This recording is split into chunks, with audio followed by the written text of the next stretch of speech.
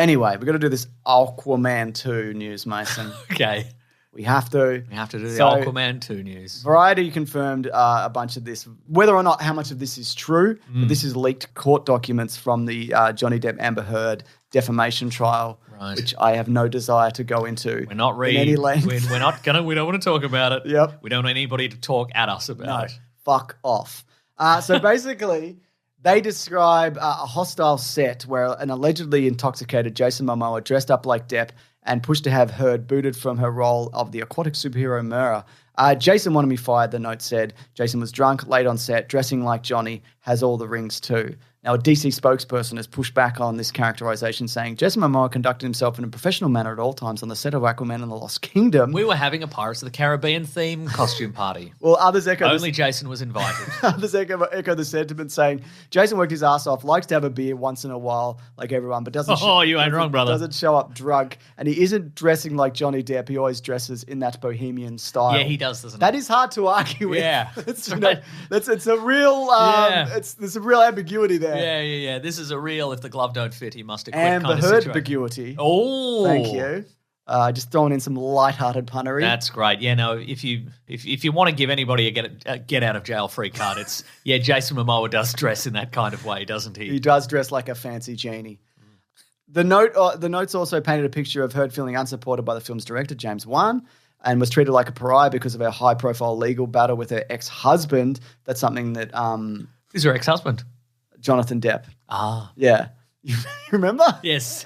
That's something that James Wan has denied, I believe, or the studio came out and said. And apparently following Aquaman's release in 2018, the studio and Wan decided to drop the actress from the sequel due to a lack of chemistry with Momoa. I don't remember there being an incredible chemistry between the two, if I'm honest, but I don't remember a lot of that movie. I remember there was an octopus playing the drums and Julie Andrews played a giant crab maybe. That's true, There's not a lot else I remember about that movie. Do you remember the part where Mira eats a flower?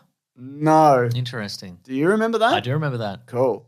Because I only remember it because in the Little Mermaid movie, the most recent one, she also eats a flower. And I'm like, okay, was the reference to Mira eating the flower a reference to the original Little Mermaid, the animated one? Did she eat a flower in that? No idea. The answer is I don't know. We're never going to know. We're never going to know. Remember, and this is something we also don't want to discuss. That's right. Do not add us with this information. Mm-hmm. Now, ultimately, apparently the studio never pulled the trigger on firing Heard because her former boyfriend... Yeah, that's where I was going with this. Who's a former boyfriend? Who is it, Elon Musk. Elon Musk. There we go. Had one of his litigators send a scorched earth letter to Warner Brothers threatening to burn the house down if the actress wasn't brought back for the sequel. So the source familiar with the behind-the-scenes battle, Warner Brothers caved and moved forward with Heard. I feel like he doesn't have that kind of sway now. If he was like, did that now, people would be like, no. Give us $1 million and we'll think about it. Yeah. We've thought about it? No, but we're keeping the $1 million. So that's all a thing that's been happening, and that's great. It's pretty cool. Anyway, that movie looks to be a disaster on all fronts. We're getting to end top to bottom. I would love to do any kind of news on this podcast about a superhero movie that doesn't, or TV series that doesn't end in, well, this looks like it's probably going to be a disaster. Yeah, Invincible 2. Yeah, okay, that was pretty Season good. 2. That's pretty good. Rocketeer. Disney Plus. That's going to be a disaster, James. It's going to be a disaster. We know this. Daredevil being retooled. No one's getting paid. What do you think? It sounds great, yeah. I don't want it to go this way, Mason. neither do Believe I. me. I agree with you. I want to be excited for things.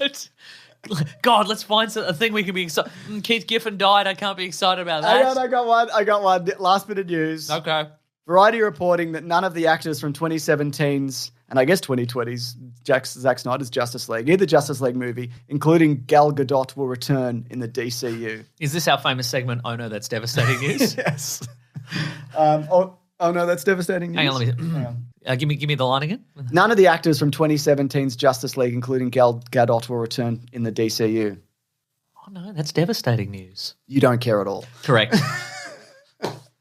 I think, and we already know that they've basically said that Aquaman 2 does not count. Right. I mean, they didn't do that for Blue Beetle, mm-hmm. and they marketed Flash like the reboot into the new universe. Even though I guess it's not even really a reboot because we're probably not even. Yeah. They're gonna insist we don't think about anything prior to the. And Jason Momoa is Lobo. That's probably a thing. Mm-hmm. I think at this point, then you just And again, I like her as Wonder Woman. Yeah. Let's clean slate, you know? That's okay. I want to see some fresh faces. Yeah. Who do you want to see as Wonder Woman? David Cornsweet. Oh, I like that. Yeah, He's right. a good Superman, I think. I think potentially. so. Yeah. Mm-hmm. Who's good?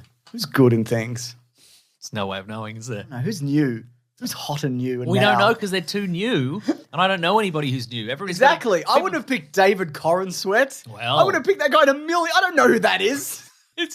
Where did they see him originally? He was in. I don't know. He was in some old timey stuff. Was he in The Crown? It was probably in an old-timey thing, yeah. Yeah. I have no idea. Yeah. So it'll be somebody we don't know. I mean, Gal Gadot was that. I didn't know who she was. Yeah. And then someone was like, Fast and Furious, and I'm like, what does that mean? Which one? When? Yeah. Great point. Great point from me. Should we move it along? Yeah. Okay. Before we do that, James, here's a little free promo Okay. for some people who aren't us. Wait a minute. Yeah. Wait a minute. That's right. Well, we can't promo ourselves because we're already on the podcast. Oh, yeah. We were both on the 400th episode of our friend Andy and Al's podcast. Boy, were Two we. in the Think Tank. So Two in the Think Tank is a podcast, if you haven't listened to it, where every week they try to come up with 5 sketch ideas. But for the 400th episode, they decided they'd come up with 400 sketch ideas. Exactly. And they sat in a room at Stupid Old Studios with cameras on them and decided to see how long For that would 20 take. hours. For 20 hours, they did it. Spoiler alert, and with a bunch of guests. So that's all available on the Stupid Old channel on YouTube. And if you want to jump to us, we're at about the 6-hour mark. But I reckon just block out 20 hours for yourself. I mean, just you watch could. the whole thing, yeah.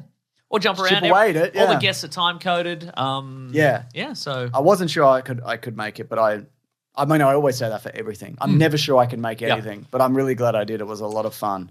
Those guys are always a blast. to hang before out this with. podcast, every time you're like, no, I'm not sure I can make it this I time. don't know about this one. Maybe I'll just die. Maybe I'll just die. Maybe I'll wither away. Maybe I'll record this podcast from heaven. You say every time. Would you miss me then? Correct. That's what I do. Yeah. And then you shrivel up like an old balloon. All right, now we should move it along. I think so too. Let's talk about this. This is by The Wrap. I don't know whether this is good news or not. Then it's bad news. Yeah, you're probably right.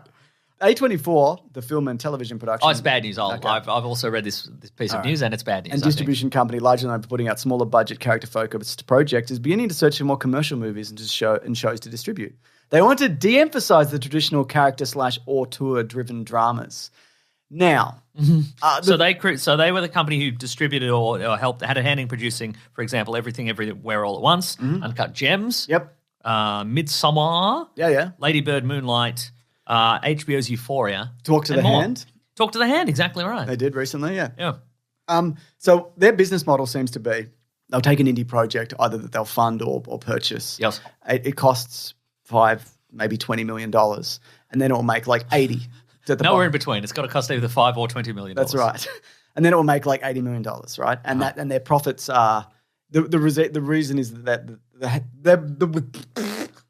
oh no, Mason. Yes. I just realized I've run out of podcast energy. And words. You've run out of words, and that's essential for a podcast. Should we just wrap it up here I forever? think this is it. I think this is it, Mason. Do you think Mason, I'm sliding down onto the floor. Oh, he's shriveling like an old balloon. I'm going to have to sweep that up and put it in the bin. Their bread and butter is like mid-budget stuff that doesn't need to make $1 billion. The old school model of filmmaking. Yeah. But yes, I know I saw people say things like, "Give them Judge Dredd." You know, give them Bloodshot. Okay. You know, do a Who's saying? No one said give them Bloodshot. I'm saying not even the creator of Bloodshot said give them Bloodshot. I think the creator of Bloodshot would want that actually, but yeah. I think there are some kind of mid-budget, you know, kind of I guess properties and they didn't necessarily have to be superhero. Yeah. That you could give them that I feel like they could maybe do something interesting with. Absolutely. Yeah. So that's why I'm saying I don't necessarily think it's bad news. I would hate if their focus went strictly to that. But yeah, I don't know. What do you think? Look, here's the thing. That sounds like it could be good, and why not branch out to more commercial action flicks and movies based on existing IP? But what you also need to know is that last March, Manhattan-based equity firm Stripes paid $225 million for around 10% of A24. But that's why they're doing this. But that's unrelated, right? It's probably unrelated. Yeah. I didn't realize that. So I thought it was good news all around. Yeah, no. But you've soured that a little bit for me. If I'm honest. Yeah. Putting the studio's overall valuation in the ballpark of $2.5 billion. A24's apparent pivot, sources told The Wrap, is partly due to their need to keep up with this massive appraisal. So now they're a multi-billion-dollar company. They need to. Profit forever. Yeah. Infinite increase in profit, exponential forever. Infinite exponential growth forever. is the name. Oh, and that was the segment of the show called Infinite Exponential Growth Forever. And we love it. And we love it. And I've reinflated because of all the potential brands. Oh, my God, yes, please. I'm more inflated than ever, Mason. It's terrific. My skin is so taut.